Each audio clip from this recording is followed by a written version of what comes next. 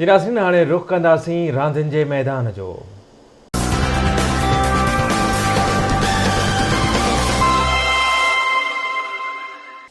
अस्सलामुअलैकुम नाज़रीन, रांदियुनि जी ख़बरुनि में अवांखे भलीकार चवंदासीं। अवांखे ॿुधाईंदा हलूं त क़ौमी क्रिकेट टीम जे अॻूणे फास्ट बॉलर शोएब अख्तर चयो आहे त PCB जो चीफ एग्जीक्यूटिव वसीम ख़ान बहितरीन कमु करे रहियो आहे, पर उन जा हथ ॿधल आहिनि।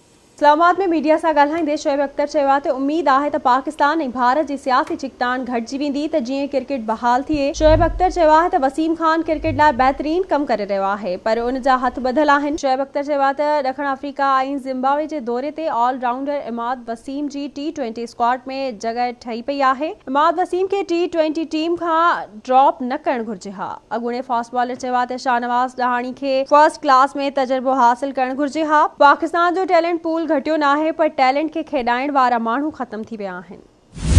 ऐं ॿिए पासे अवांखे ॿुधाईंदा हलूं त भिटशा में अल हुसैनी क्रिकेट क्लब पारां क्रिकेट टूर्नामेंट कराई वई। अली वारिस ग्राउंड में करायल टूर्नामेंट में मुख़्तलिफ़ शहरनि जी 8 टीमुनि हिसो वरितो। टूर्नामेंट में खुर्शीद 11 शाह हबीब खे शिकस्त ॾेई मैच पंहिंजे नाले कई।